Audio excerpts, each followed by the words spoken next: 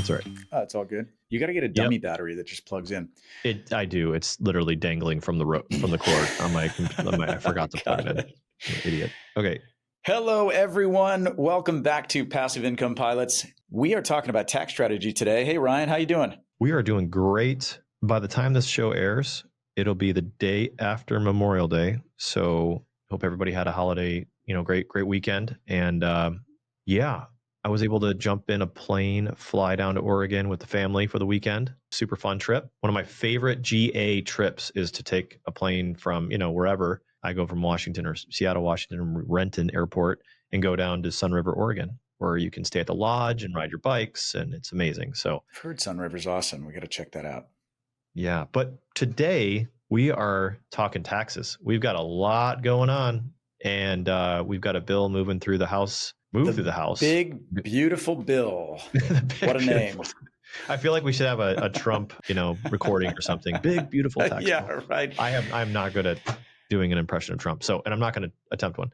But we have lots of tax code changes coming up. And this episode is going to help you kind of navigate and think about some of the things that might impact you as an investor. But then also we're going to go into some pretty interesting things. I mean, Tom and his team are kind of plugged into the tax code. He's one of the partners here at Hall CPAs. And we're going to dive into all the things tax related. And he's just a wealth of information. And by the way, I mentioned this at the end of the show too, but you can always go into our forum, Passive Income Pilots, on Facebook and ask tax question because Nathan is in there as well. But Tait, what else you got? What else do we have? What else are we talking about today? So Tom Castelli is a CPA, certified public accountant, and focuses on real estate investors and business owners. Obviously, he's a partner at Hall CPA. And I came across Hall CPA because of their specialty in real estate professional status. And they've kind of become a staple, our stable of third-party vendors. They're who I use for my personal tax strategy. And they're a wealth of information. I really like the way they conduct business. And they've been a great resource for us. Ryan, as you mentioned, Nathan Sosa, my personal tax strategist from Hall CPA, is in the Facebook group, Passive Income Pilots on Facebook. So if you jump in there and you ask a question, we can tag Nathan and say, hey, what do you think about this?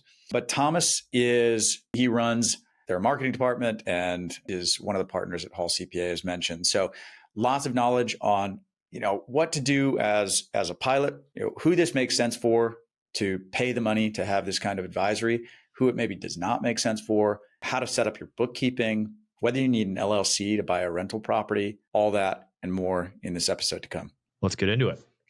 Tom, I think that right now it's like the most interesting time because there is a huge tax bill going through and, it hasn't passed yet as of the airing or the recording of this podcast, I should say, but what's going on? Yeah, long story short, so the Tax Cuts and Jobs Act that were put in place back in 2017, a lot of those provisions are beginning to expire this year and next year and into 2027. And really what the new administration wants to do is revamp and kind of revise that and extend that out. And there's a lot of key provisions in there. Now, as of this recording today, it just got passed by the House. However, so now it has to go into the Senate, and the Senate has to make their comments and their marks, and they ultimately have to pass it before it does make it to the president's desk where it could be signed to law. Now, within this bill, there are a lot of things going on, but there's a few key highlights that probably real estate investors should be aware of. So the number one thing that I think real estate investors are going to be most excited about is the return of 100% bonus depreciation. And 100% bonus depreciation has been huge from 2020, from the tail end of 2017 through 2022, but then it began to phase out.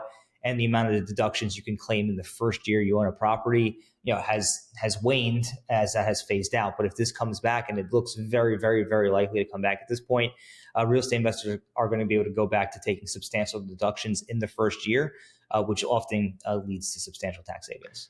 Now, just to note on that, if you're listening and you're like, okay, what does that mean? That means that real estate is all of a sudden going to be this vehicle that gives you an amazing tax write-off, more than what you're getting now. And the last time we had this was 2017, 2018, 2019, 2020, and everyone knows what real estate did during those times. Yeah. So I'm not saying that it's going to do that again, but this is going to be a turbocharger on real estate if this passes. And what you're saying is it's close to being in the final stages. I have a question though. So the House shot this bill down, House Republicans, I believe, voted against this thing the first time around. What was fixed in it that made it go through this time? Yeah, so it was mainly around the SALT deduction, so the state, local, and income tax deduction. Back in 2017, they capped that. So, for example, you're able to deduct your state and property taxes for the most part against your federal income taxes. And there was no cap on that back before 2017, but that in 2017 they put a $10,000 cap on it. This time around, they aimed to raise it to $30,000, and there was still some debate on that with people from certain states, high income states like New York and California, what have you, saying no, it needs to be much higher. So there was a lot of debate around that. I know it did pass this morning. I have not had a chance to take a look at exactly what they changed in there, if anything, but I know that was the major thing holding it back. Tom, can you provide some context? If somebody's just tuning into this show and they're just kind of getting up to speed, maybe you can recap, go back to the Tax Cut and Jobs Act. If somebody wasn't really paying attention to that bill during Trump's first term, what were the key changes to the tax code that occurred under the Tax Cut and Jobs Act, just so we can have a frame of reference in terms of Trump's second term here and what's sort of coming back? And the reason why that question is so important, Tate, is because what Thomas said earlier, which is this is basically an extension of that. Right. Of that original bill, right? So like this is just kind of the Trump administration coming back in and saying, hey, we want to basically go back to what we did. Right. That everything kind of expired. And then we're resurrecting a lot of the things that died, right? Exactly. With maybe some adjustments. Yeah, absolutely. You can absolutely touch on the 2017 Tax Cuts and Jobs Act and why that was so pivotal. The first and number one thing, which I think most investors really care about, again, is going to be 100% bonus depreciation. So that introduced 100% bonus depreciation. For a while, it was 50% for a period of time, but then they raised it to 100, meaning that you could deduct 100% of property that has a depreciable life of 20 years or less in the first year you acquire a property. And depending on the type of real estate it is, you're looking around somewhere between 20 to 30% of that property's value in the first year, which could be substantial. So that was the first thing that was really powerful for real estate investors. Some other things in there that really kind of were highlights were the condensed tax brackets. So before you had tax brackets going all the way up to 39.6%. Now they've reduced that down to 37%, and they actually are going to continue to extend that. That was on the table to be on the chopping block soon. Additionally, they introduced the opportunity zone program, so qualified opportunity funds, which meant that if you were to invest in qualified opportunity zones and you did it through a vehicle called a qualified opportunity fund, which is more or less a specially designed partnership or corporation, that you're able to get tax benefits when you invested capital gains from the sale of capital assets into these funds. What it allows you to do, basically, you deferred that tax, that capital gains tax, and you got a step up if you held it for a certain period of time, up to 15%. Now, the real benefit of qualified opportunity zones is if you held the investment in the fund for 10 years or more, then the gain on the investment in the fund itself was completely tax-free, including depreciation recapture. So that was important, and they ended up they're extending that out a little bit as well. And by the way, this isn't just for real estate investors. If you're an airplane buyer, now that 100% bonus depreciation comes back to an airplane, because if you're buying an airplane for business, now you can deduct it potentially, if this passes, 100% again, right? This is like heavy equipment, machinery, anything that has that, what Tom says, the less than the 20 years of useful life. So not just real estate, but all things like buying and entering the service that depreciate. And if I can tag onto that as well, it's my understanding, Tom, that something unique to the Tax Cut and Jobs Act is that in previous forms of bonus depreciation over many decades of U.S. history, it was only for new equipment because they wanted to spur manufacturing, right? And in the Tax Cut and Jobs Act, it applied to new to you. So you could buy a used vehicle, airplane, whatever, and bonus depreciation would apply. Is that correct? Correct. That appears to be the same case this time around as well. Amazing. Yeah, and that's just to highlight, this isn't for your personal use. You've got to do it in a way that it's a business use, right? So we have episodes on that. We talk to Luke Lyson from the Flight Academy about how to lease back an airplane and how to get the tax write-off and all that. So we have episodes that dive deep into how to make an airplane deductible. So if you want to listen to that, jump back to our episode and we will talk about that. And with bonus depreciation coming back, okay, so coming back to this new bill, this is why, as real estate investors, we're so excited about this, is, I remember Toby Mathis talking about bonus depreciation. Everybody in 2018 and 19 was going, I need more real estate. Give me that real estate, because they want these write-offs. So can you, there's obviously the component of having to do a cost segregation study, and you can go back and listen to that. But Tom, can you break down why are we all so excited about this? Yeah, absolutely. Because there's a few reasons, but so the first reason is that something called the real estate professional status, and we can talk about short-term rentals as well. Basically, the real estate professional status allows you to take losses from your long-term and mid-term rental properties and use it to offset non-passive income, which includes things like W-2 income, business income, and portfolio income like interest, dividends, things, capital gains from the sale of stocks, bonds, etc. And that can be quite powerful. To give a quick example of how this works, like once you're able to take these losses, is that they're typically driven by the non-cash expense called depreciation, which basically reduces your taxable income, often causing a loss. So you're telling the IRS, hey, I lost money despite the fact that you may actually be generating positive cash flow. So give an example. Let's just say you bought a $500,000 property. We're going to keep things relatively tame here today. Land is never depreciated. So we always have to back land out of the calculation. That's determined on an appraisal or by independent appraisal or by the property tax card. But we're going to assume it's 80% here today for the purposes of this calculation. And that's going to leave us with a property value or building value of $400,000. And then somewhere between 20 to 30% of that is going to be eligible for bonus depreciation through a cost seg study. Let's just say it's 25%, split it right down the middle. That's a $100,000 deduction, right? And with today, as it stands under current law, bonus depreciation is 40%. So that means you'd get a $40,000 deduction. But with 100%, you're getting a $100,000 deduction today. And if you're at let's call it the 35% tax bracket, that $100,000 deduction is going to save you $35,000 in taxes at 37%, at $37,000, 24%, $24,000, so on and so forth. So that's a substantial tax savings that you can go ahead and use to reduce your tax and ideally reinvest into your portfolio and continue to grow. Love it. One thing that the tax bill didn't do was it talked about fiscal conservatives had concern over the national debt. So that was one of the reasons why I think it was shot down, because it was going to add $3.8 trillion to the deficit. So can you kind of talk through that? What do you know about that, or what was some of the issues there on the first go around? Yeah, so there was a lot of debate too around like energy credits. So part of the way that they're paying for this is phasing out certain energy credits, like the Tesla tax credit, for example, and things like that. And there was just debate around, different constituents wants to not do that, wants people who do want to do that. How is this all going to get paid for? So that was part of the debate there. But ultimately, tariffs, they're hoping to raise additional money through tariffs that were currently in place. But that was, from my understanding, the energy credits was part of what was in play there. Makes sense. Now, you are very knowledgeable about what's coming, what isn't. And I think what's really helpful for pilots is, having a resource to call to kind of help them strategize through sort of what they're doing in their personal portfolio and in their business portfolio and how to best maximize their tax efficiency. Can you kind of talk about some of the things that you go through when you talk to a pilot about, hey, what are you doing? What is going to help you become more efficient, et cetera? Yeah. So if someone, it depends. So it depends if it's a business owner or going to be someone who's doing a W-2. If it's a business owner, we are looking at two things, right? We're looking at how can we optimize your business, right? That you're running, which includes things like home office deductions. Want to make sure people are taking that. Believe it or not, I spoke to someone the other day who told me their accountant didn't allow them to take a home office deduction, despite the fact that they were clearly qualified to do so. Vehicle deductions. So that could be if you're doing a lot of traveling for your business, you're using a vehicle like a car, we evaluate that. If you're going to be doing an airplane, and in the case of a pilot, we can help evaluate that. And that's something we're looking at. How can we optimize these deductions? But these are the types of things we're looking at on the business side.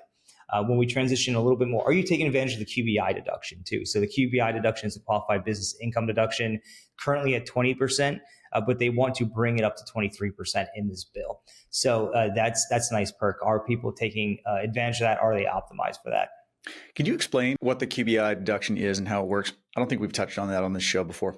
Yeah, absolutely. So the QBI deduction is actually also called Qualified Business Income Deduction, or Section 199A is what a lot of people refer to it. And basically, they implemented this because when back in the 2017 Jobs Act, they lowered the corporate tax rate significantly, and they wanted a way to balance things out for the small business owners. So they said, look, we're going to give you a deduction of 20% of your business income as a deduction when it's called a QBI deduction. And this time around, they're actually looking to bring it up another 3%. So long story short, it allows you to deduct 20% of your business income. Excellent. Thanks. So I saw on the tax bill, there was a Maga savings account. That's right. I saw this too. I want to hear about it. Yeah, I kind of want to hear about it. It said that my understanding, it introduces a $1,000 savings account for children born between 2024 and 2028 with tax deferred growth similar to 401ks. Did you hear the nuances to this? I'm going to be honest with you. I'm going to be honest with you, Ryan. I'm not aware of the nuances of the Maga account at this moment. Yeah, it's something worth looking into. Again, the bill hasn't passed yet, but something worth looking into is that similar to a 401k, you can basically start stuffing money into this account when your kid is born. And then I think you can get it back out for any reason when they get into their 20s or something to that effect. You might want to do a little bit more research on that if you're listening, but I thought that was a very interesting proposal. So yeah, definitely something worth looking into. I'm reading on CNBC. It says the package includes a new savings account for children with a one-time deposit of $1,000 from the federal government. It's funded by the Department of the Treasury. Trump accounts, in quotation marks, previously known as money accounts for growth and advancement, or MAGA accounts, and they can be later used for education expenses or credentials or the down payment of a first home or as the capital to start a small business. So interesting. Yeah. And another one for pilots that I thought was kind of interesting, increasing the standard deduction, because I know, Tom, we're going to talk about pilots that talk to you and they might call you and they might say, I don't do anything but fly the line and do Tait or Ryan syndication. And they might just be kind of in the standard deduction bucket, but it looks like it's proposed to increase to $26,000 for joint filers and $19,500 for head of household, and $13,000 for single filers, whatever the difference is. What's the difference between heads of household and single filers? What is that? Yeah, so heads of household are basically if like say you're a single parent, for example, or you have certain dependents that qualifies you for a head of household, which gives you slightly increased a deduction because you have a little bit more burden than just a regular single person would have. Okay, I've got a question. I know the lawyers are going to interpret this endlessly for like the next 5 years. Exemption for tips and overtime.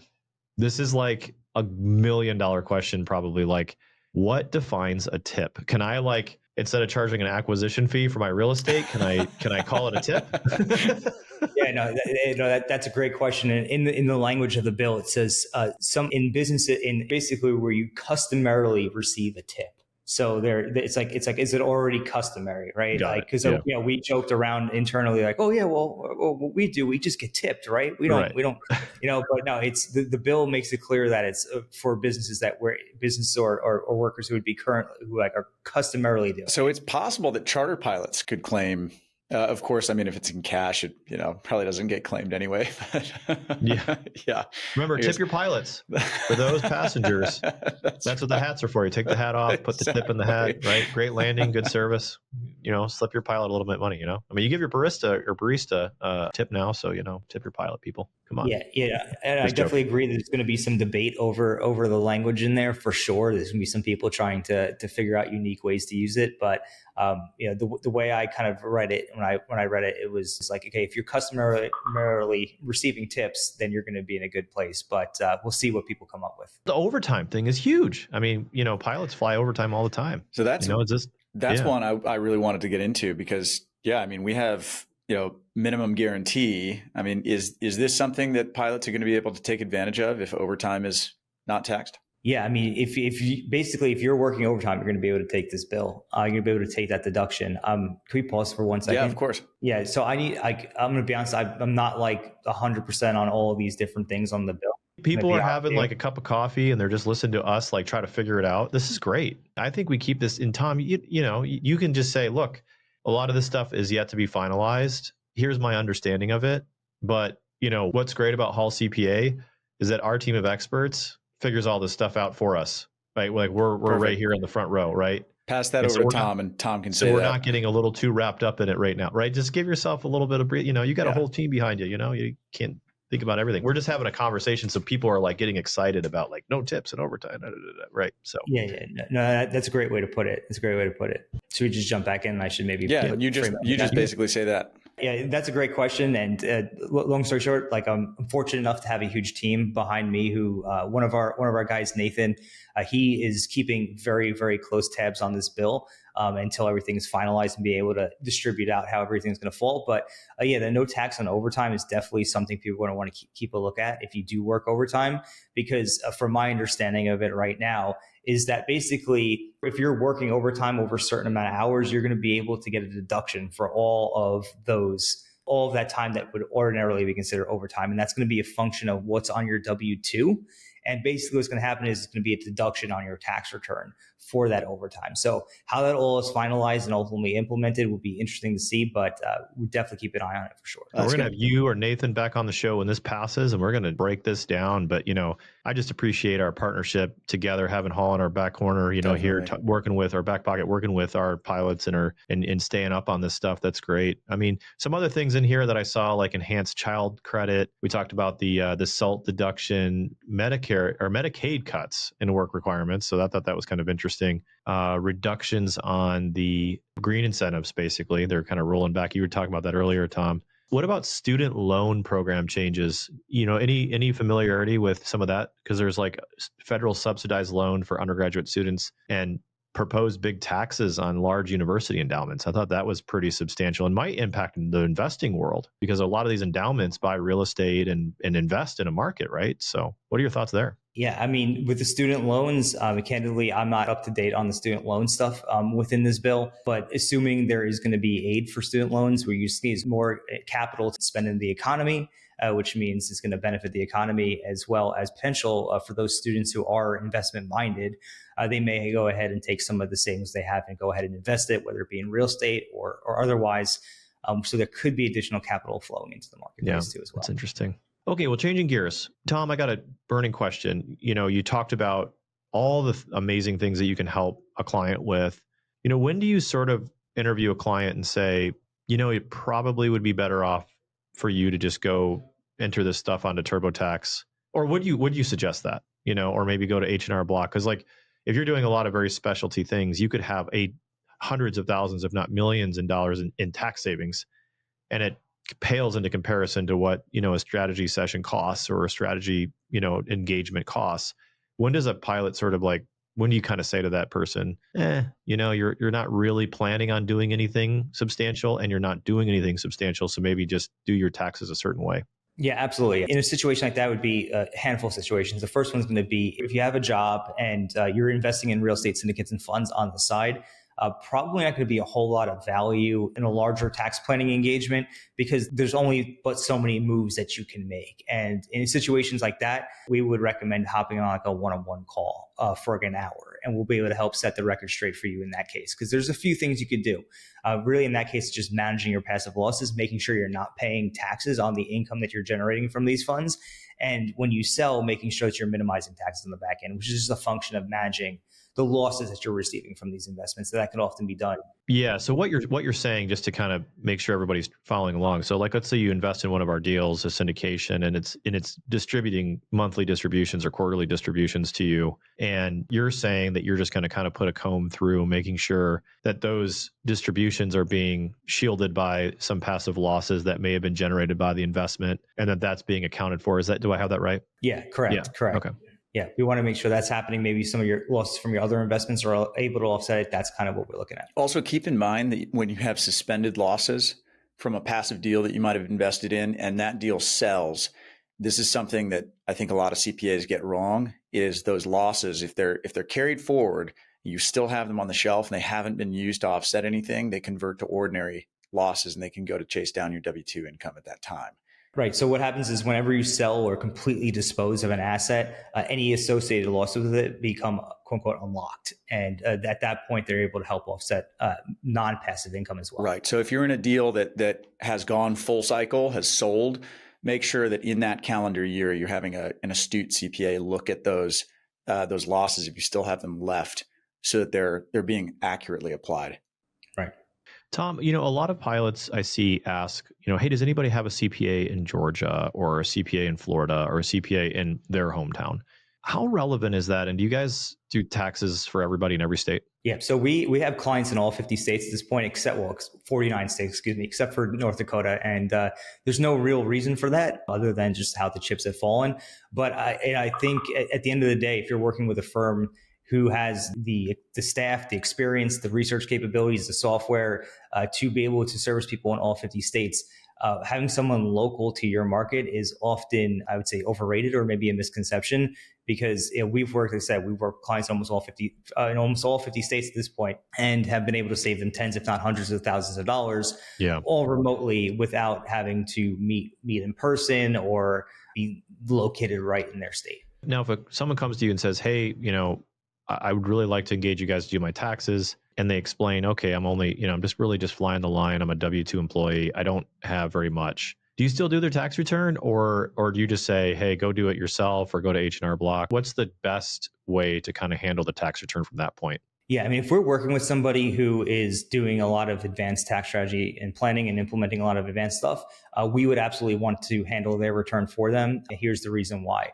First is that most traditional CPAs or their prior CPA, there's a reason why they left, and they're either not well versed in all these strategies and cannot actually have the capability to actually complete these tax returns, or they're not aligned on the strategy and just won't do it. So oftentimes we'd want to take that over. Secondly, doing it yourself. A lot of these do-it-yourself softwares like TurboTax or H&R Block and Tax Act and what have you, they don't have the capability to allow the user to actually file these things. Like, for example, with the short-term rental loophole, they're unable to actually allow you to file that correctly on these commercial softwares. However, conversely, where it would make sense to do that is, like, if you are doing syndicates and funds as a primary investment, or maybe you have just one rental property, you can probably get away with using TurboTax or H&R Block because there's not that much advanced stuff going on. And I know in the past, I used to use TurboTax to do my return when I had syndicates and funds. So basically, if you're applying advanced strategies, you're going to want to have a specialist do it for you. There's just too much things that can go wrong and not enough capability on commercial do-it-yourself software. But if you have a relatively tame situation, like you have a job and you're investing in syndicates and funds, you can typically do that through like an H&R Block or like a TurboTax, or have your local guy do it. Do you want to talk briefly about how Hall bifurcates strategy and filing into two different buckets and they're separately billed?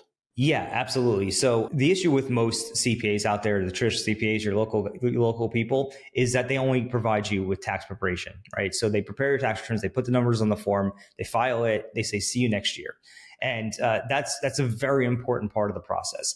But the issue is there's also the strategy and planning that goes into actually saying, here's what you can do, here's how you do it, here's what applies to you, so that when it does come time to file your tax return, you're getting better results. So what we've found is that there's two different skill sets at the end of the day. The reason why a lot of CPAs don't provide it is because they don't want to talk to people. They want to just sit behind their tax return, sit behind their screens, file the tax returns, and kind of not talk to people as much as they can. Also, they don't have the foresight and the strategic thinking to align things in a certain way that are going to come up with results. So the reason why we bifurcate this is really again twofold. The strategists who can actually help advise you often have a different type of personality than the person who's filing your return. Additionally, when it comes time to actually being available for the strategy, if you're busy in tax season, heads down, filing tax returns, trying to meet deadlines, it's very difficult to pop your head up and be able to meet with people on strategy sessions. So what we found is that by taking these two and kind of taking them apart, you're able to get people who are able to provide better advice because they're better suited for doing that, and also do it year round, including during tax season when people sometimes do need advice, strategic advice, whether it be this year or for prior years. And then also by having the tax preparation team be able to stay focused on that, they're able to drive results home. And the way we're able to kind of connect the two together is we have various systems in place that allow our advisory team and tax team to communicate both in sync as well as via note-taking processes to make sure that everything that's discussed on the advisory side and all the strategies and plans that are laid out ultimately make it onto the tax return. But that's kind of why we divide it. All right, I have a trademark saying to summarize what you just said. There are right-brained CPAs and left-brained CPAs. Right. And you can go to firms like Hall where you get right and left brain accountants. right? That's a You've great got the creative strategy and you've got the black and white filing, right? And what you don't want to do, from my opinion, is go get a bunch of fancy advice from a podcast and then go to a left brain. Is it left brain that's black and white? I don't know. It doesn't matter. Whoever's preparing your tax return, they don't care what we said on this podcast. They don't, unless you're Hall CPA.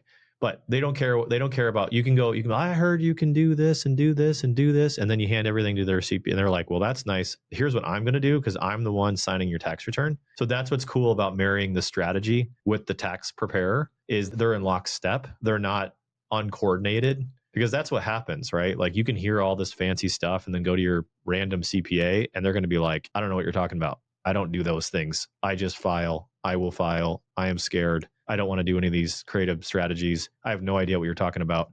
Here's your bill. Goodbye. Right? That's exactly what happens. And, it's really interesting. I was talking to somebody the other day and I mentioned the home office thing before, but someone also told them, another person said their CPA told them they cannot use a cost segregation study. Yeah. I asked them a few different questions about their situation. And I'm like, it's very clear that you can. They're probably just telling you that because they don't want to deal with the hassle of actually having to either go through and file it or whatever the case was. But yeah, I mean, at the end of the day, if you want to work with somebody who's going to be able to do both sides of the coin for you, if you want to really optimize your tax situation. One thing I wanted to jump to, Tom, we have so many people who own rental properties and the bane of their existence is bookkeeping. Yeah. Keeping track of like income and expenses and receipts and all that stuff. We don't have time for that. So I've gone to my CPAs in the past and I'm like, can you guys do our bookkeeping? And they're like, we don't do that. Or I've tried to hire like a third party company that does bookkeeping and they're terrible. And again, you've got to line their bookkeeping with whatever your CPA wants to say or see. So can you guys talk about what kind of services you do for rental property owners and bookkeeping? Yeah, absolutely. At the most basic level, we handle your bookkeeping for you. So what does that mean? That means that so if you're doing it yourself, chances are you're probably using a spreadsheet, right? And spreadsheets can only take you so far before it starts to become a mess and very tedious and very manual. So the first thing we want to look at is getting you onto a dedicated bookkeeping system. Now, we tend to prefer for the vast majority of our clients to use QuickBooks Online. And QuickBooks Online allows you to do a few different things in the bookkeeping process. Allows you to connect all your bank accounts and your credit cards and feed all that data into a system. And then in that system, what we can do is we're able to set certain rules and automations, for lack of a better way to put it, up that allow certain transactions to be automatically categorized, income and expenses and what have you, to give you a better picture of what's going on. So you don't have to manually do it on a spreadsheet. Now, there's always going to be some manual transactions and journal entries that have to be made within that. But that's all function of that accounting system. So what we'll often do for clients is we'll set up the accounting system for you, bring it current year to date, so that you are in a spot where it's like, okay, here's what happened this year. Here's what happened last month, so on and so forth. And then we can actually take over that monthly accounting for you in order to basically allow you to be hands-free, and we can categorize everything, keep giving you monthly reports. So that's at the most basic level. Is we're setting up your accounting system, keeping it current, and you're getting reports that you can then use to interpret yourself, or we can take it to the next level from there, which I'm happy to talk about. All right, I want to jump because I want a few tips and tricks on the bookkeeping side, but I want to actually back it up because you said, you can connect your bank accounts and credit cards. And I know there's somebody out there going, do I need separate banks and credit cards? So let's back up before then, because pilots are, out there. They're like, oh, I found this cool rental property. It's like, okay, you found that cool rental property, whether it's long-term, short-term, whatever. What are some of the key things they need to do in order to keep the transactions that are going to be associated with that property separate?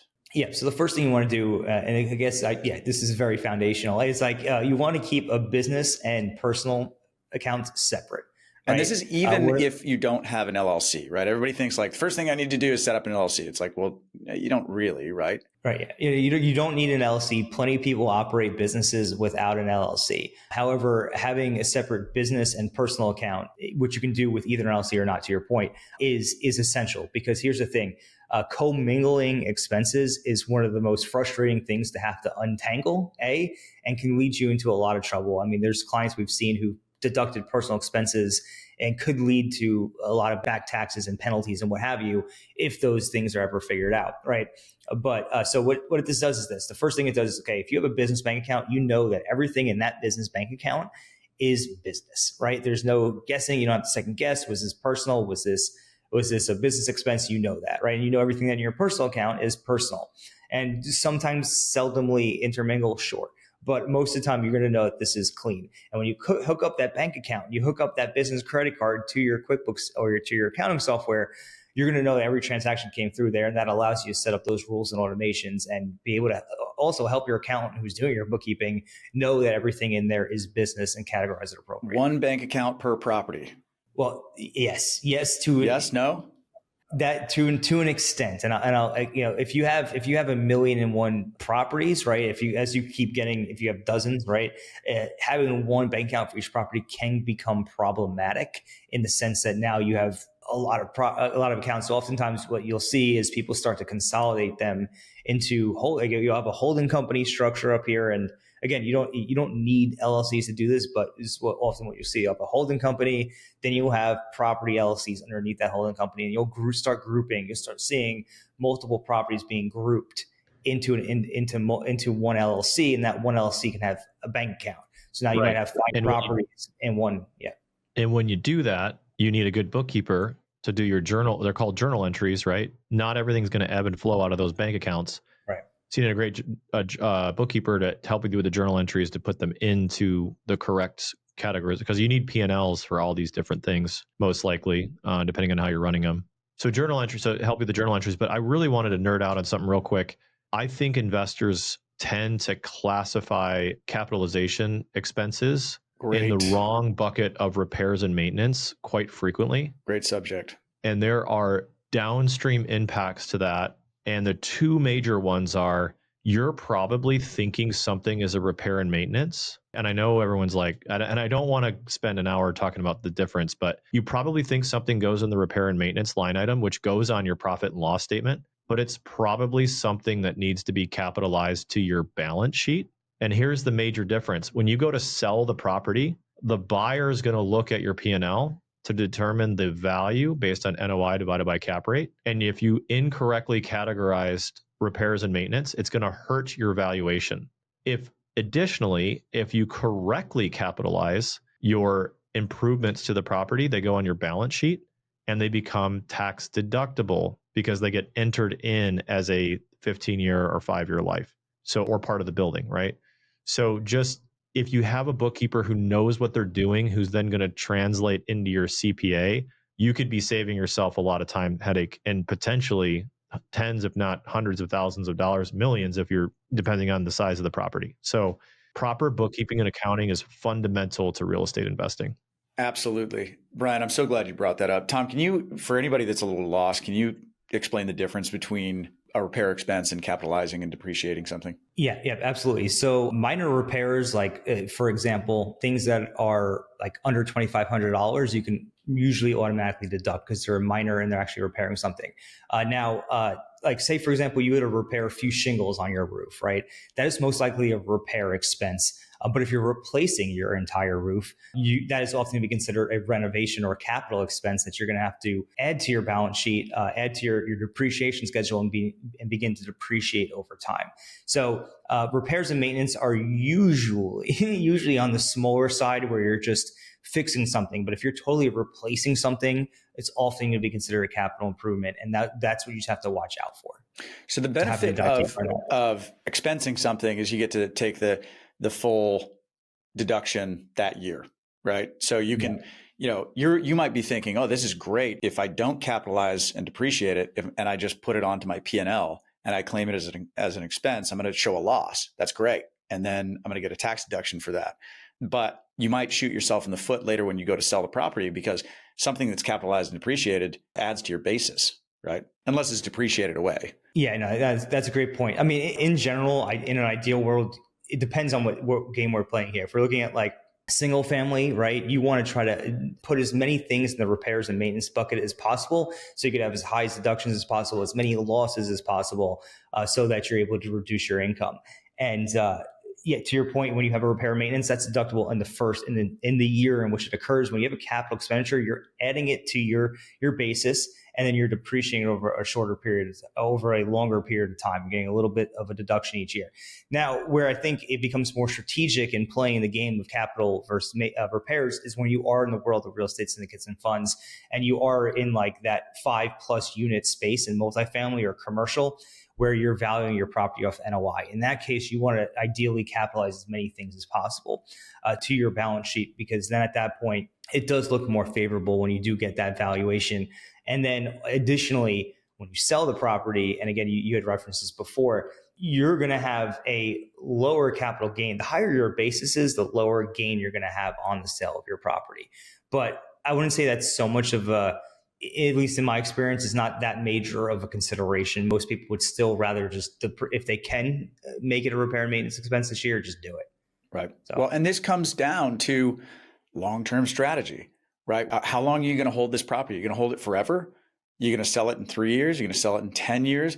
All of those things come into play. And this is why it's so important to have a tax strategist when you're playing this game. So again, not for everybody. If you don't have any rental properties, you don't have a business, you don't have anything really going on, then it might just be an expense that doesn't make sense. But if you're going to play this game, it makes sense to have somebody on your bench that can look through this stuff with you. So thank you for clarifying that. And great point, Ryan.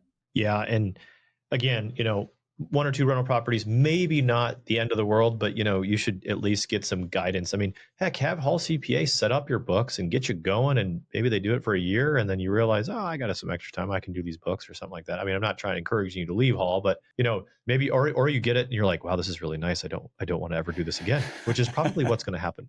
So yeah.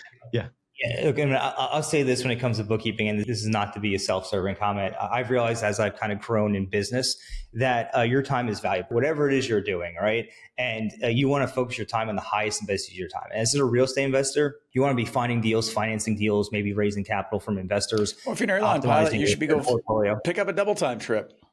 Don't sit there and do your bookkeeping.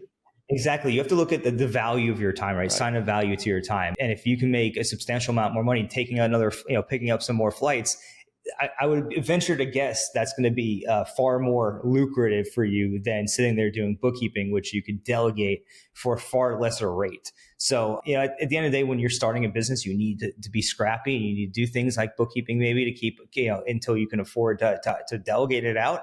But at some point, you're going to realize, hey, look, bookkeeping it's not worth my time. It's just not worth my time. It's not worth my sanity. And someone could probably do it better than I can at a cheaper rate than what I can do, right? So Tom, we just want to thank you so much for coming on, dropping your knowledge. Thanks to Hall CPAs for all the wisdom. And I know that we've had you guys on the show a couple of times. Would you mind, how does a listener sort of jump on one of these consultation calls and kind of see where they're at and what they're doing and where they're going? How do listeners learn more about that? Yeah, absolutely. So we kind of have 2 different ways that we would initially start working with somebody. One of them is that we would do a discovery call. They're 30-minute call, free 30 minutes.